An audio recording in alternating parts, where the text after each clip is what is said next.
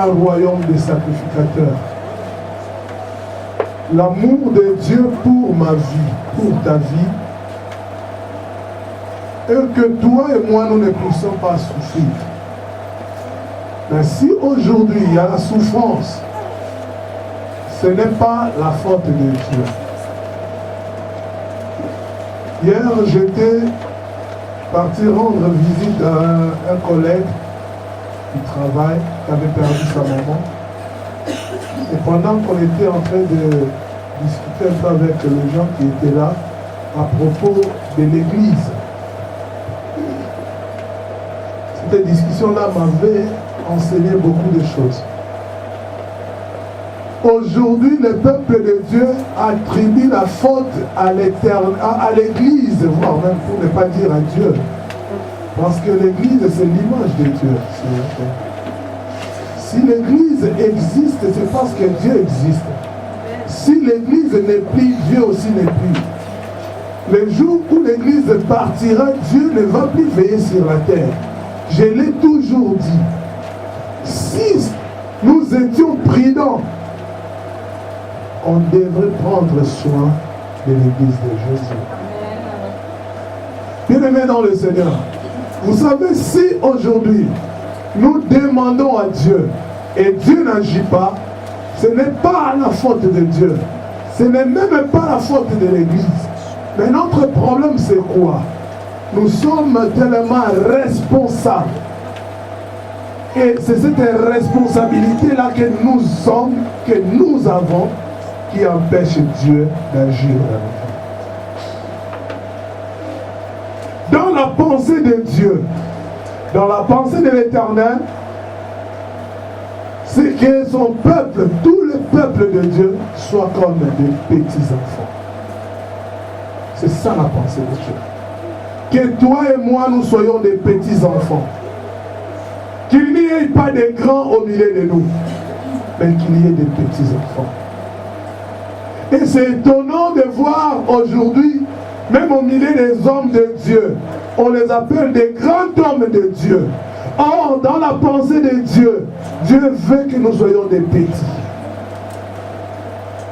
Mais la promesse de Dieu, cela n'était pas fait aux grands. Mais Dieu a fait la promesse aux petits. La promesse de Dieu est aux petits enfants. Ce n'est pas aux grands. Aujourd'hui, dans l'église de Dieu, nous avons beaucoup de grands et il y a peu de petits. Tu peux avoir des cheveux blancs. Tu peux avoir des barbes blanches. Mais si tu te fais enfant, si tu te fais petit devant Dieu, c'est alors que tu verras la main de Dieu. Il a dit ça à Nicodème dans le livre de Jean, chapitre 3. Nicodème est venu auprès de Jésus. Il a commencé à donner ses discours. Il a reconnu que Jésus-Christ est un docteur venant du Dieu vivant. Il a reconnu que ce que Jésus-Christ faisait, personne d'autre ne pouvait le faire. Tout ce que Jésus faisait. Mais Jésus-Christ, lorsqu'il lui répondait, il lui a demandé de naître de nouveau, devenir encore petit. Pendant que Nicodème voulait se faire expliquer, voulait se justifier en disant, mais je suis déjà vieux. Comment un vieux peut entrer encore, retourner encore dans le ventre de sa maman? Mais Jésus lui a dit, en vérité, si tu n'es né de nouveau, tu ne verras pas la gloire de Dieu. Naître de nouveau, celui qui est né de nouveau, c'est un bébé, c'est un enfant. Alléluia. Aujourd'hui, personne ne veut accepter la position de l'enfant. Tout le monde veut devenir vieux. Tout le monde veut être grand. Le pasteur, il veut être grand. Le fidèle veut être grand. Et cette grandeur qu'il cherche, Il veut être grand même devant son pasteur. Même le pasteur veut être grand devant son Dieu, celui qui lui a établi.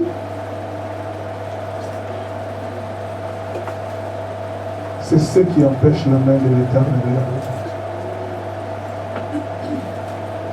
Ils ont un verset dans le livre de Luc.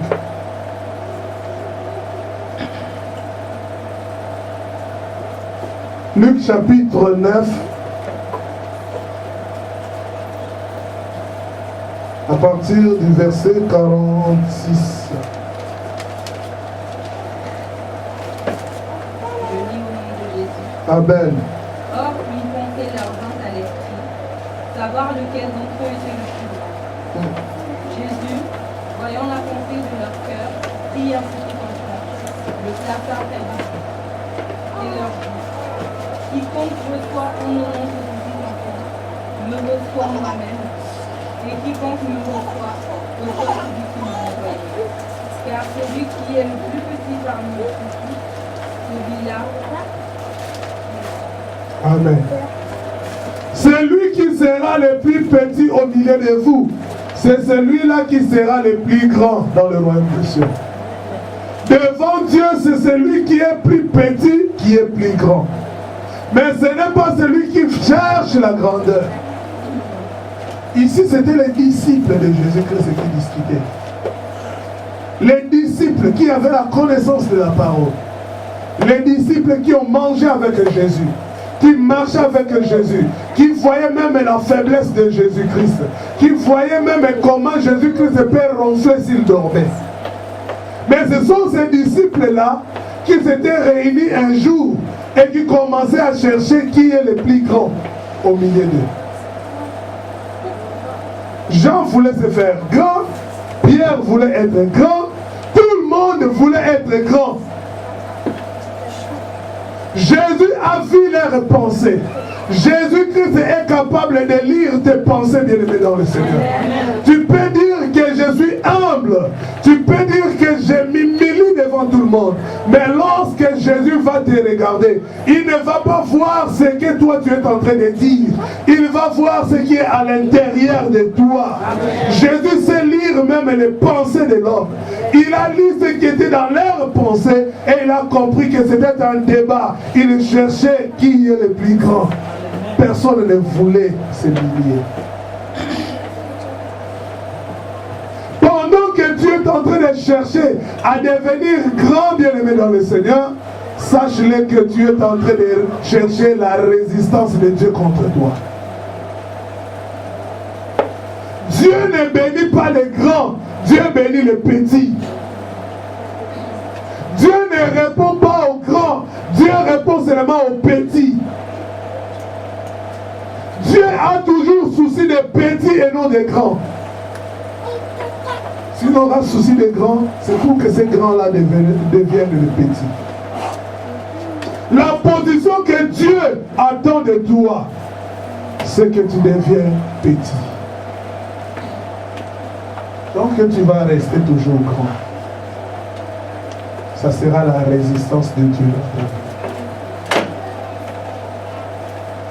Jésus-Christ les a présentés à un petit enfant. Je ne sais pas cet enfant il avait quel âge. Et Jésus leur dit, si vous recevez un enfant comme cet enfant-là, vous m'avez reçu. Alléluia. Si vous recevez les petits enfants, il n'a pas dit les grands. Il n'a pas dit ceux qui ont des barbes blanches. Non. Parce qu'aujourd'hui, en tant qu'humain, on regarde le vieux, s'il a des cheveux blancs, là il est respecté. C'est normal par rapport à la vie réelle. Mais moi je parle des choses spirituelles. Amen. Je parle des choses spirituelles. Dans ce qui concerne le spirituel, nous devons devenir des petits. Et lorsque nous allons prendre cette position-là, c'est alors que Dieu va commencer à prendre soin de nous. Et si toi tu t'es fait petit, automatiquement, lorsque tu t'es fait enfant, c'est alors que tu es devenu comme Jésus.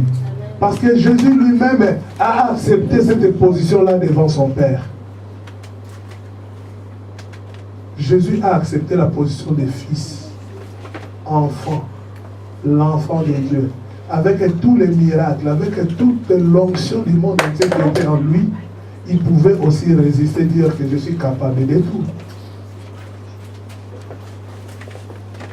Vous savez ce qui avait fait que l'enfant prodigue puisse prendre la décision de sortir de la maison de son papa? Ce qui avait fait que l'enfant prodigue prenne la décision de sortir de ses parents à cause de la grandeur. Il a vu que je suis devenu grand. Je suis devenu responsable.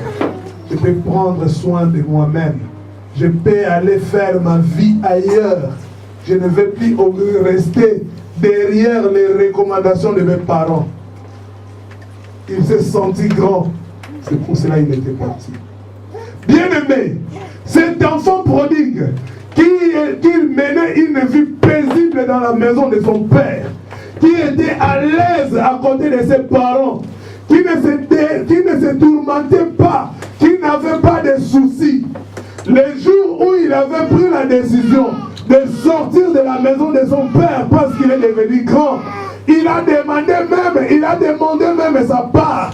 Son père lui a donné sa part. Mais lorsqu'il était parti, là où il était parti, comme il était devenu grand, bien aimé dans le Seigneur, quand on devient grand, on perd tout ce qui était de la petitesse. Si je vais parler cela en lingala, peut-être on va se comprendre facilement. Soki motu asengi enfant prodigue autant asengaki abimana ndako ya parole na ye. Prends le micro. Tango enfant prodigue asengaki abima et pas ma parole na ye. Lorsque l'enfant prodige a demandé de partir de chez ses parents,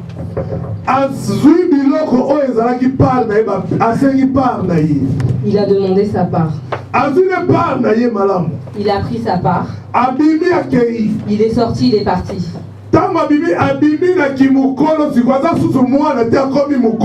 Lorsqu'il est parti en tant que grand, ce n'était plus un enfant. Il avait remarqué qu'il était grand, majeur. Bien aimé, je veux nous dire quelque chose. Si tu es un enfant, tu commenceras à dépendre de tes parents. Mais le jour où tu grandiras, tu ne dépendras plus de tes parents. Tu dépendras de toi. C'est la même chose pour l'enfant prodigue. Chez ses parents, il dépendait de ses parents. Mais le jour où il a pris la décision de partir, ce jour-là, il est devenu autonome.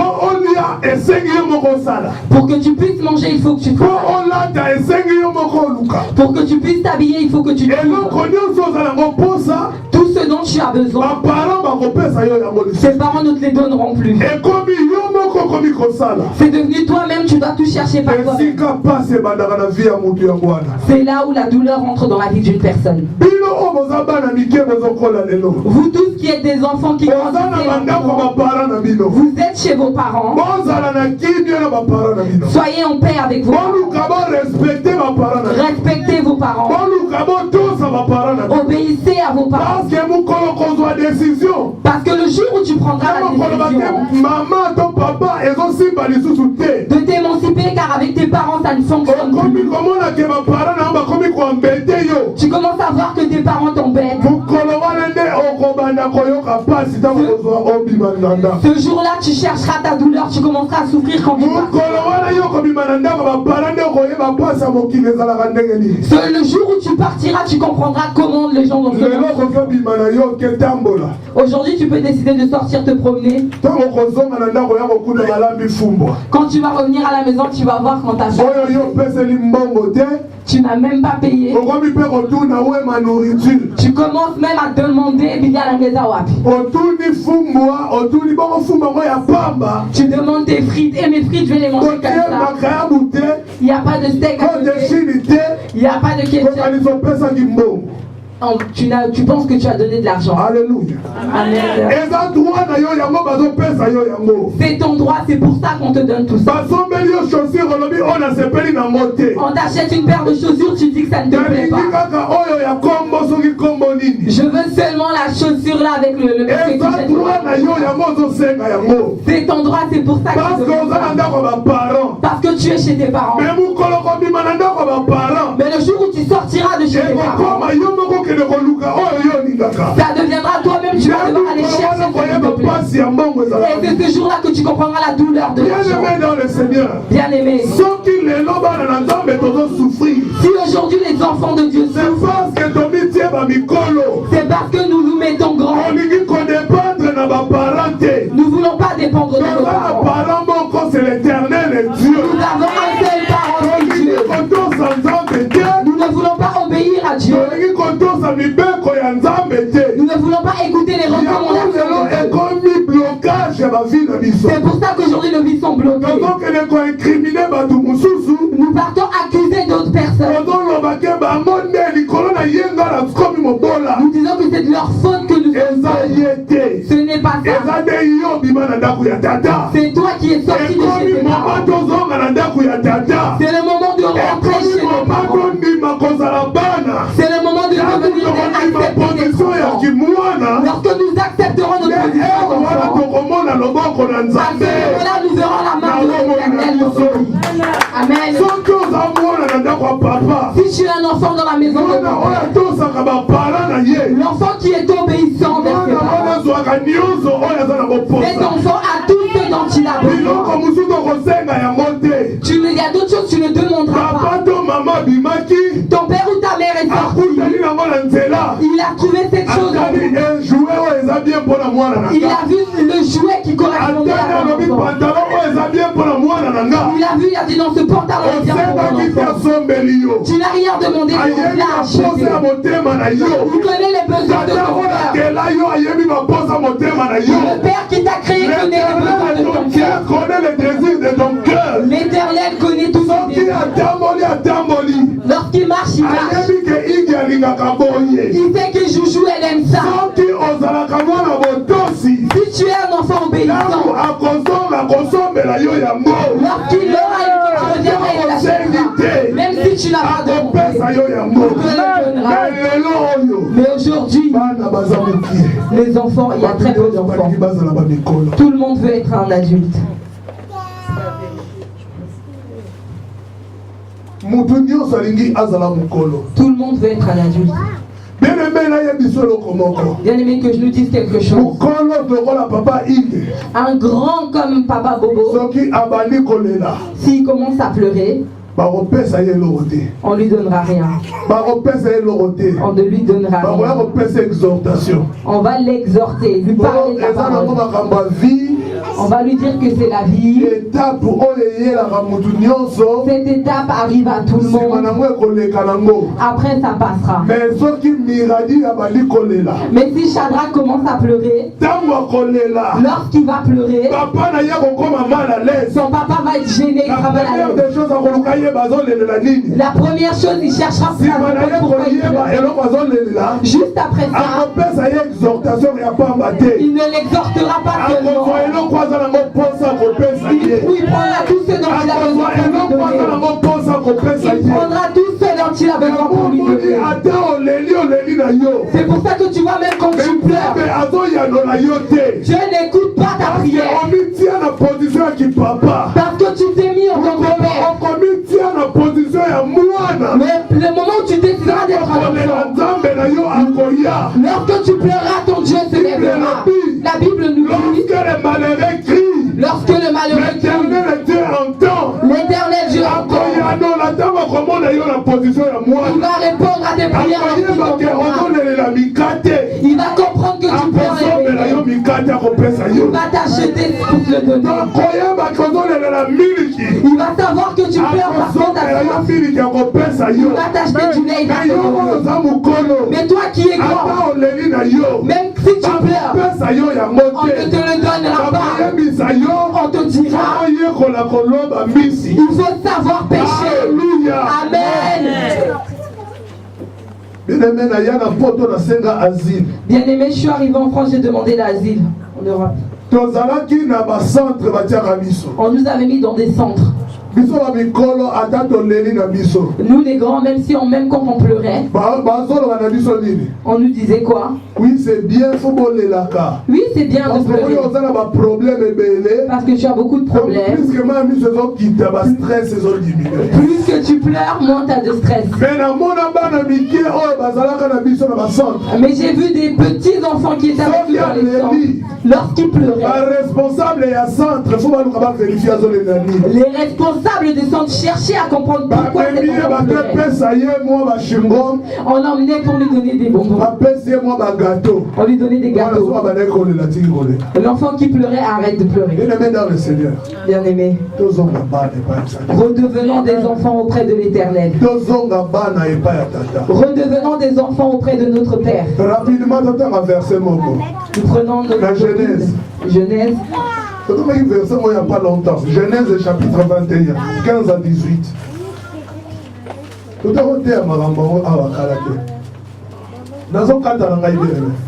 Genèse 21, 15 à 18, je lis au nom de Jésus. Amen. Quand l'eau de l'outre fut épuisée, elle laissa l'enfant sous des arbrisseaux et alla s'asseoir vis-à-vis à une portée d'arc, car elle disait que je ne vois pas mourir mon enfant.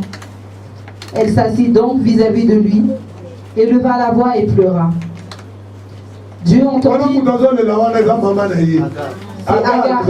C'est la maman qui pleure.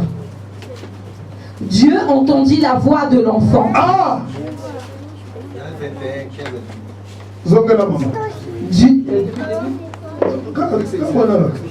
Dieu entendit la voix de l'enfant. Dieu a entendu la voix de l'enfant. Et l'ange de Dieu appela du ciel Agar et lui dit.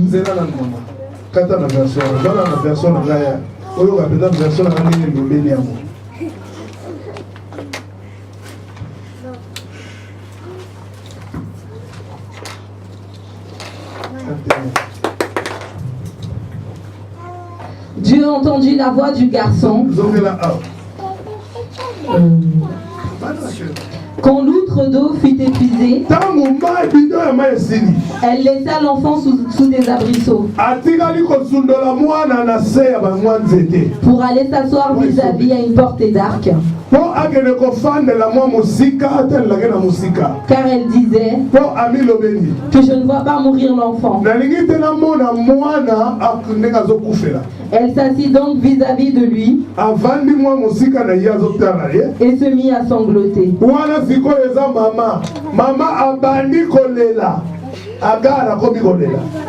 Dieu entendit la voix du garçon.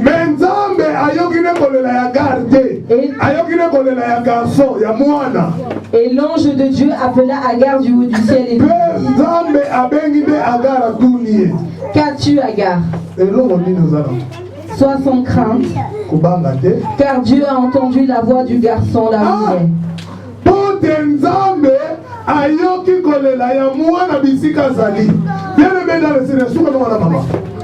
Bien-aimé dans le Seigneur, Agar azolela. Bien-aimé, Agar pleurait. Elle pleurait car son enfant allait mourir. Dieu ne l'écoutait pas. Parce que c'était une adulte. Toi, tu veux toujours rester un homme. Lorsque tu pleuras, Dieu n'écoutera pas tes prières. Mais la personne que Dieu entend, c'est l'enfant lorsqu'il va se mettre à pleurer. Si l'enfant pleure, Dieu entend les prières. Dieu entend les prières. Laisse-moi te dire quelque chose. Tu sais pourquoi Dieu n'entendrait pas les pleurs d'Agar? Ce n'est pas seulement parce que c'était une grande fête. Mais si on n'entendait pas Agar, c'est parce que Agar n'avait pas le sang d'un Israélite. Agar n'avait pas le sang d'une Israélite. Mais lorsque Ismaël a pleuré, ce n'était pas seulement parce qu'Israël était un enfant.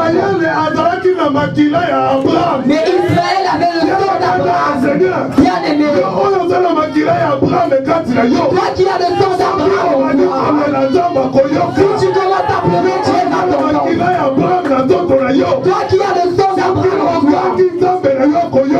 tu frites ton Dieu t'écoutera. Tous ceux qui ont le sang d'Abraham en eux, s'ils pleurent, parce